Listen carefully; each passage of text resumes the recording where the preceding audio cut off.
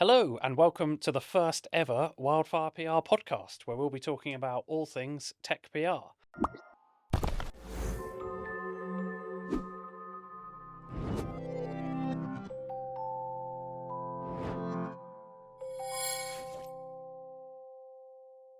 I'm Alex Warren, and today I'm joined by Zoe McFarland. Zoe specialises in cybersecurity PR and works on our cyber accounts. And today we're going to be talking about how cyber security companies can maximise the value of their PR, how you can target CISOs and influence cyber buyers, and generally just talk about some of the lessons that Zoe has learned through her career. So, hi Zoe. Hi, Alex. Yeah, not bad. Yes. I wanted to start off by kind of talking about what hopefully will be most useful for our viewers and listeners. You know, what makes an effective cybersecurity campaign? Absolutely. I mean, I guess it is similar as well to the B2B tech world, but cyber in particular is what works the best is a so what? Mm-hmm. What actually matters right now? How is something actually going to impact the business of a person who's in the cyber industry? Yep. And something that's relative to the news agenda as well. And I think learnings from media is just, it needs to be something that someone can also read in their spare time and understand easily. Like, it needs to not be complex and technical, even though the world is complex and technical. Yeah. But it needs to have that human interest, tangibility, real world examples. Otherwise, it's just going to be very hard for us to land. I mean, I assume that also includes like a fair bit of newsjacking in terms of there's a lot of cyber stories breaking at any one time, or is that too sort of negative to focus on? Well, it does vary. I mean, like you say, I guess on the one side, it means it's very noisy. Yeah. So for then cyber brands to enter all of those conversations isn't necessarily going to fare them well, or they might not have enough to add to that story. But 100%, we need to be on top of the news agenda. I mean, I assume customers are probably quite important as well. Like, obviously, I work with a lot of MarTech and enterprise IT sort of companies. Customers are great for that, but I imagine for cyber sort of gold dust. Yes, exactly that. I mean, there's obviously going to be some fear and anxiety from cyber customers in terms of not giving away something that maybe has happened that's a bad thing. Yeah. But also just like it is sort of competitive IP a little bit, I guess, isn't it? Of like what you've got under the hood. However, I think to my point before is like, actually, we want them to be talking more about business impact and also like what is affecting them in real terms instead of like actually going that deep into that technical side or like something that's going to get them on the spot. I guess it's like it doesn't need to be that in depth or that technical necessarily.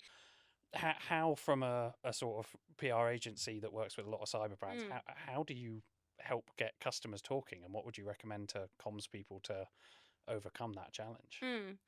Yeah, absolutely. I mean, like you said, like customer stories are gold dust and we know it's not easy. And I think it is having those relationships, being upfront that you have a process, that there's control to it, and it can be staged as well. So maybe it's starting a soft approach of having a quote in an award entry that isn't going to go anywhere public. Then it could be a speaker slot at your owned event because potentially there's not even media there, but they can get used to telling their story in an interesting way.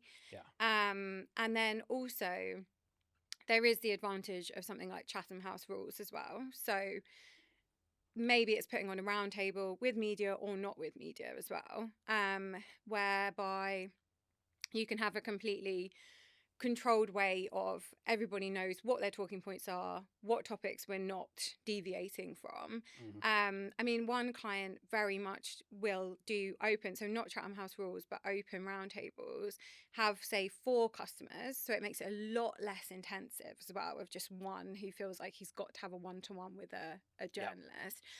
And then very much frames really good questions to each of them that they know they're going to have a good story for, and conveniently probably leaves not very much time for media maybe to give Q&A, Yeah, but that's obviously good. Yeah, allow them to yeah. have that time. Stage management, and customers want to be prepared. Like that's it makes total sense.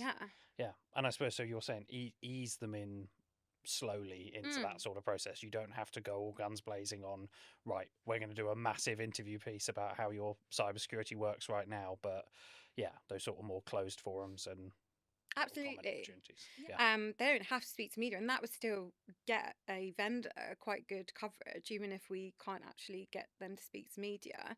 It's just really crying out for those real world examples and stats and metrics and insight that I think is just really important. In fact, like, I think, Alex, we said we might mention Wildfire Sparks as well. So our personas that we've built. And in terms of like our CISO, we obviously ask him questions for all the work we're doing for clients, but also obviously I've asked him some questions for today. Yeah, I should probably explain for listeners and viewers as well, just Wildfire Sparks. So these are essentially AI personas that are built specifically for B2B brands. So we have a CISO persona, we have a CMO, we have a CIO, and this is essentially, it's not just like we've built a custom GPT. It's kind of more, we have taken interviews and surveys and data from actual real life B2B audiences and fed them in. So yeah, we've been doing some sort of interviews with the cyber audience recently.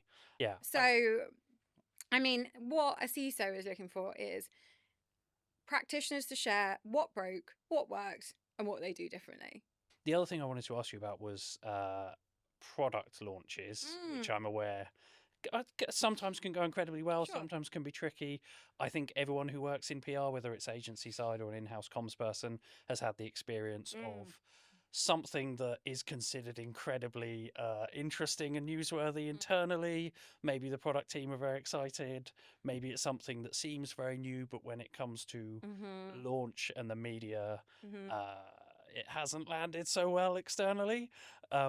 Is there anything you can tell us about why that happens or how to avoid that scenario? So I think that's where agencies and in-house comms marketing teams need to have a great partnership and collaboration, and where agencies need to be brought in sooner when it comes to news, particularly for, like you say, if it is a really big product launch or it is an event where there's going to be new product rollouts as well. I think it is us talking to, like you said, product marketing and be super excited about that kind of thing. But we need to talk to them and then ask them those questions where we're saying, like, why does this matter to market? What is this solving for anybody? What impact is it going to have? What benefits will it bring? And then again, I know we keep referencing customers and it's not essential, but if you've done some beta, like testing with this product, also, like, we don't need to say who that's with, but just be like, and we've seen 3 times more productivity or something, even just to give a more human interest, like how it's solving something to a business kind of insight in there as well. It's sort of talk solutions rather than the actual product itself, isn't it? I think that sort of that's pretty universal across PR. Is definitely something that I've come across on a lot of my accounts. Is like, it's great that everyone's really excited about this. And I know, developing a new product, it is a huge amount of hard work. And for the people involved in that is a huge moment, huge news. But I always sort of say to clients, like, in order for something to be new news, it has to either be a new discovery, which is why we use loads of new data, a new opinion, as in 100% new, I have never heard that take before, or a new invention. And I use the word invention because it's like, is it just an update, something that already exists? Because if so, that's not necessarily news. If you've invented something, or a new name, if you've actually invented something that did not exist in the world before, and that's adding real value, like, that is the distinction that makes it news, is what I was thinking about. Exactly. And also, I think how else you can take out the likes of product news or the impact of that product.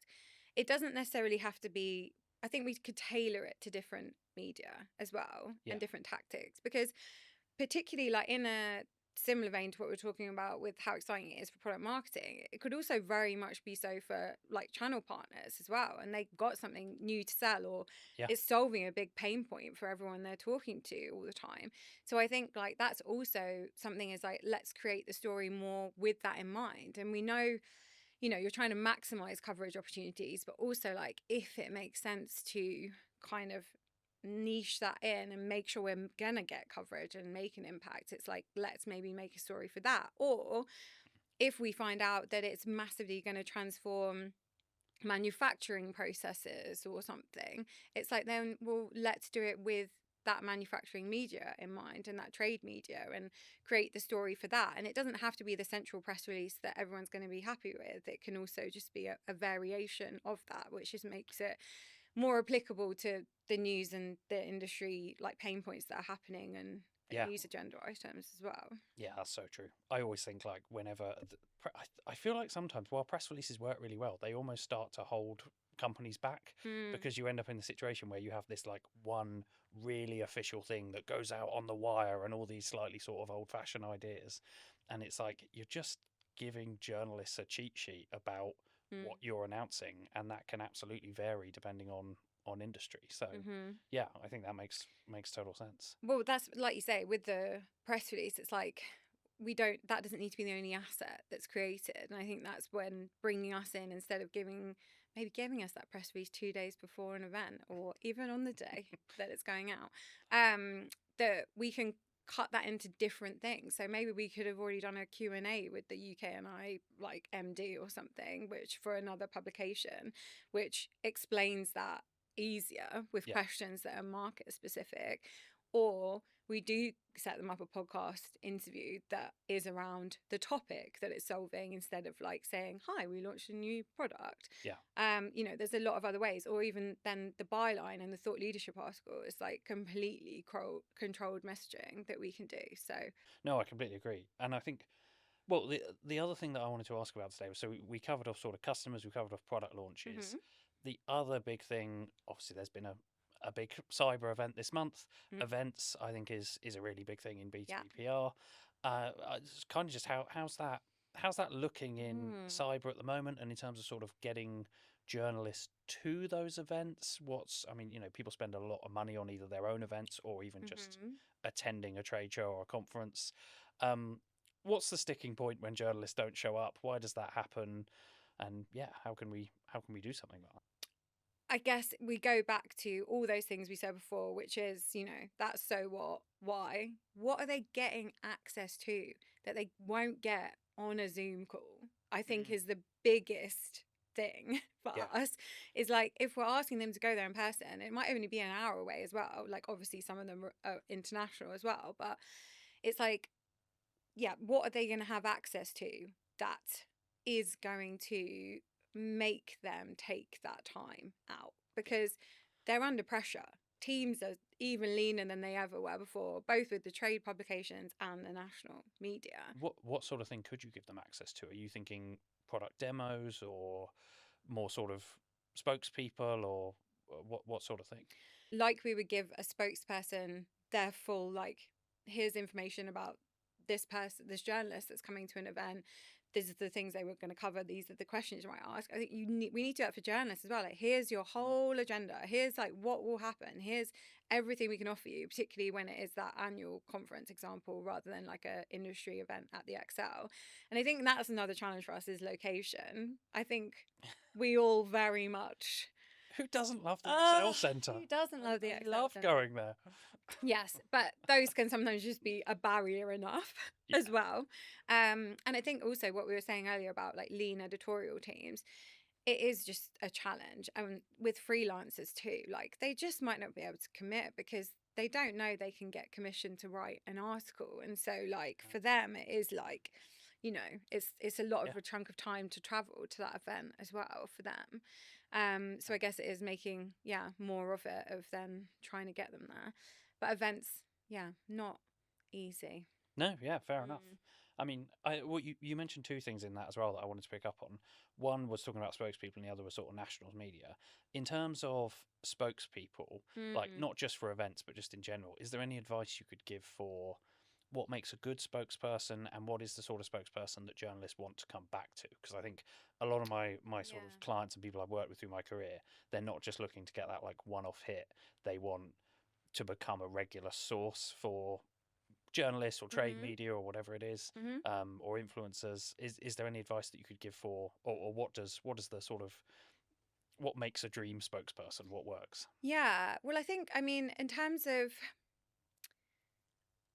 I think in-house and agency comms, we have a job to do to make sure that we are giving spokespeople clear topics to own, clear messages they need to deliver, and they're just super confident in what it is they need to get across and what they're an expert in. Because I think that's key in terms of like a journalist coming back to you, is like, that's a person that I can go to for all things something. Yeah. Rather than being, oh, they're cybersecurity, like, I'm not quite sure what I might get. I could ask, but I'm not sure. So it's like, are you malware expert? Are you a threat researcher? Yeah. Are you the head of EMEA and you just work with like the Fortune 100 and so can give insight into what is happening in the financial industry right now when it comes to cyber? We kind of need to be specific about what someone's going to offer, I think. And then in terms of what they offer, is then they show up on time. They have good equipment, so they're not just, I think, joining from their phone in their car or something. Yeah. So they're prepared, fully prepared. And then when they deliver, it's very just clear, concise, genuine, like interesting comments. They're not saying something that they've read somewhere else. It's like very much like their opinion, I think, as well. If they can give any data, if they can give those customer examples, even if they're white labeled. So just a UK retailer with 500 international stores that I was talking to last week said this. Okay, so you can get in cybersecurity, you can get away with that sort of, you know, as long as they broadly know what sort of company it is. Yeah, you don't have to outright say the name, and which I think as well ties to you made I think it's an excellent point about like specialism as well. Like I think that's such a good point, that having I think one of the things with PR is there is a tendency to go, we could get more coverage if we go broad and we don't just focus on our very specific niche. But actually, in terms of building relationships with journalists that come back, they want somebody who is very, very niche and who really, really gets a particular thing. And it means fewer ops, but they're better quality ops and they're more on message and all of those good things. So absolutely. And then we're going to have a spokesperson bench probably, right? So it's like, you know, we also have that person where I was saying earlier about that can speak to verticals really well because they're an expert in retail and manufacturing. And then we might also then have the person who heads up the channel partner program. And so then they can contribute to those media features. So I think it is, it doesn't mean one person has to say one thing either in terms of that trusted source. But yeah, I think having something to own that differentiates you as well would be ideal. Yeah. I've got one more question for you before we go. Possibly a tricky one, but I wanted to ask this. So, if you were in-house at a cyber brand with limited time and budget, where would you focus first? Higher Wildfire, obviously. Such a good point. I mean, I think it would be step back, think about what you truly want to achieve and what success looks like, and think about a program rather than we've got this product launch coming up or we've got this event that we want media to come to. I think you need to think longer term. Think about what you can own, what differentiates you, what you can really own in terms of thought leadership and like can give people access to. And, you know, it might, and even if you have one customer as well that would ever talk, just show them all the love and make that work for you and just, you know, make it methodical in terms of how that can operate and leverage that. And have a really great spokesperson bench. Take the time to train them and make sure that they have spent time with your agency or with you, so you really know what they can talk about and what is interesting, and tell them what they need to focus on, so that it's not product led or service led or sales led, or it's not about that when they're talking to media. It's about Story. stories, the business impacts, what's actually happening and changing, and all of those things. That was obviously a lot of things, so Alex, I just told you. No, Lots of- no, I think that's absolutely perfect. Like, and yeah, I think that's really good advice. I think we're at time, so thank you so much for Thank coming you. in and for talking to us today. I just wanted to say as well that Zoe has created a series of blogs on the Wildfire website sharing sort of really in-depth cybersecurity advice. So do check those out. Do make sure you follow us on LinkedIn. But otherwise, thank you for coming, Zoe, and Thank you, Alex. thank you to everyone for listening.